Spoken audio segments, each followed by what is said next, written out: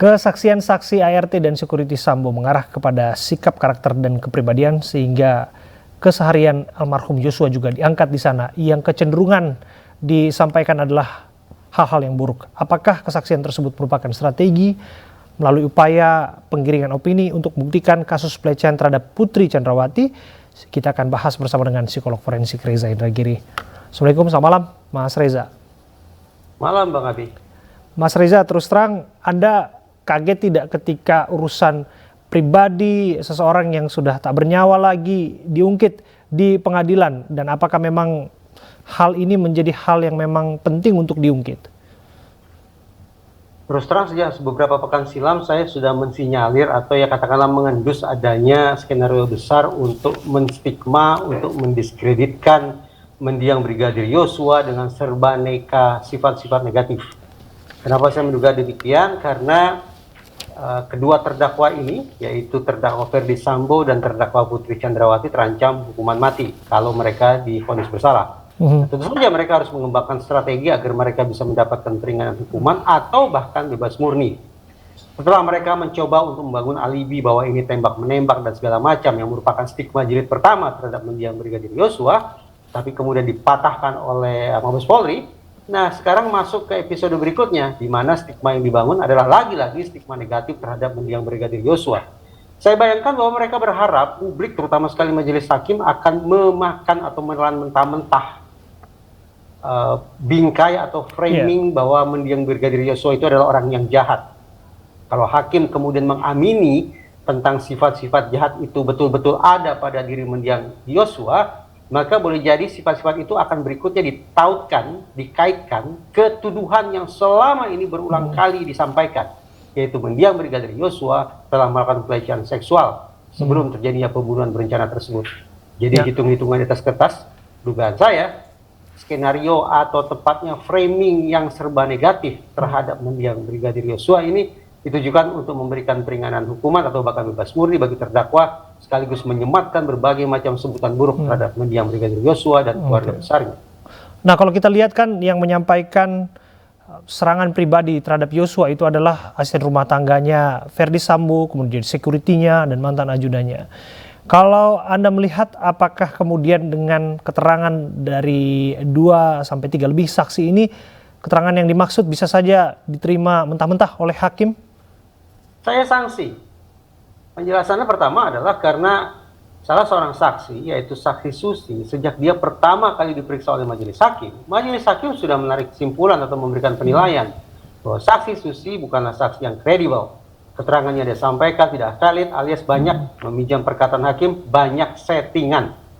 Nah, ternyata perbuatan serupa lagi-lagi ditampilkan oleh saksi Susi, yaitu ketika dia menyebutkan sekian banyak daftar atau sifat-sifat buruk mendiang Brigadir Yosua, pada saat yang sama dia sungguh-sungguh tanda petik lupa untuk menyebutkan satu saja sifat positif yang ada pada mendiang Brigadir Yosua.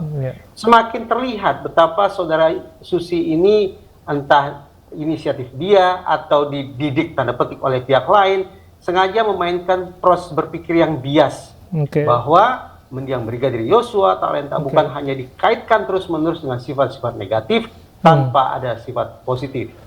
Itu satu. Yang kedua, saya ini bertanya-tanya, ini kasus persidangan 340 alias pembunuhan berencana.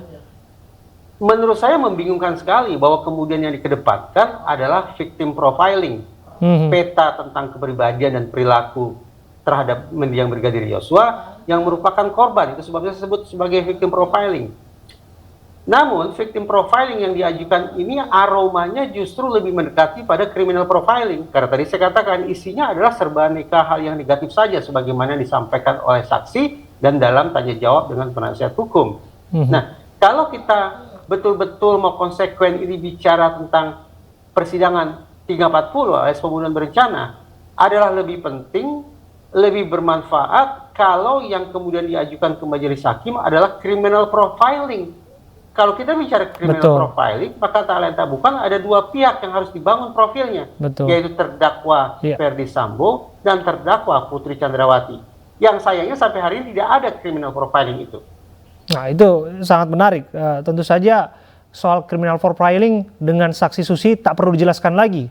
Penyambutan dengan pelukan dan kemudian dengan salim suntangan seperti itu nampaknya sudah jelas terlihat. Bahkan kita lihat begitu akrabnya antara asisten rumah tangga dan juga atasannya. Tapi balik lagi mengenai persidangan, Mas Reza, disebutkan Joshua temperamental, kemudian disebutkan juga sering ke tempat hiburan malam. Anda bisa melihat tidak bahwa kemudian arahnya ini kemudian membenarkan bahwa Joshua ini adalah seorang yang dalam tanda kutip berandalan, dalam tanda kutip orang yang mampu melakukan tindakan yang dituduhkan kepadanya. Meskipun kita tahu bukti-buktinya semua itu udah dihilangkan dan juga lingkarannya, circle-nya di situ-situ juga, Verdi Sambo dan kroninya. Saya bayangkan cepat atau lambat akan dihadirkan ke ruang sidang ahli yang tampaknya sudah membuat victim profiling beraroma criminal profiling itu. Nah, silakan diajukan pertanyaan itu kepada ahli.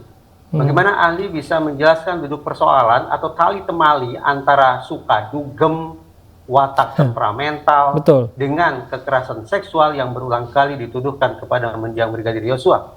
Tunjukkan secara pasti adakah hasil riset, adakah hasil temuan yang bisa menjadikan perilaku dugem dan perilaku temperamental sebagai alat untuk meramal, bahkan memastikan bahwa orang semacam itu yang berperilaku sedemikian rupa pasti akan melakukan kekerasan seksual. Andaikan tali temali itu tidak bisa dijelaskan bahkan oleh ahli sekalipun, maka sekali lagi, menurut saya ini semata-mata merupakan upaya untuk menstigma mendiang Brigadir Yosua, seolah-olah dia adalah orang yang jahat, yang bertabiat buruk, sehingga masuk akal kalau kepada orang yang satu ini diperkirakan atau diduga kuat, bahkan mungkin diyakini dia sudah melakukan kejahatan seksual terhadap istri komandannya. Oke, terakhir Mas Reza, apa yang penting untuk diangkat kembali untuk kemudian bisa mengimbangi narasi yang sudah terlanjur terungkap di persidangan? Karena balik lagi kan sosok almarhum kan tidak bisa membela dirinya sendiri karena dia sudah ada sudah dikuburkan begitu. Tapi bagaimana kemudian seorang yang tidak bernyawa dalam hal ini dituduh demikian dan harus mengimbangi narasi-narasi yang ada? Semua pihak, wabil khusus ahli, kalau memang didatangkan kurang sidang, tentu harus punya komitmen yang sama, yaitu mendukung kerja majelis hakim agar bisa menyidangkan perkara ini dengan seadil-adilnya. Nah, agar bisa memberikan dukungan konkret macam itu, maka semua pihak harus bisa menunjukkan fairness. Fairness yang pertama adalah bagaimana para saksi secara objektif bisa menunjukkan pula sifat-sifat positif yang ada pada mendiang Brigadir Yosua. Dan fairness yang kedua, kalau sekarang kita anggap sudah ada victim profiling, betapapun victim profiling itu beraroma criminal profiling, maka sungguh-sungguh agar terjadi fairness kita juga berharap nantinya akan diajukan ke majelis hakim criminal profiling, yaitu profil tentang kepribadian dan perilaku perilaku dan kepribadian terdakwa Verdi Sambo serta terdakwa Putri Chandrawati. Kalau kedua hal itu sudah disajikan ke hadapan majelis hakim, maka pantas bagi kita untuk berharap bahwa ada itikat baik sebaik-baiknya dari terdakwa Verdi Sambo dan terdakwa Putri Chandrawati untuk mendukung proses pengadilan ini. Terima kasih Mas Reza Indragiri. Terima kasih. Psikolog forensik sudah hadir bersama kami.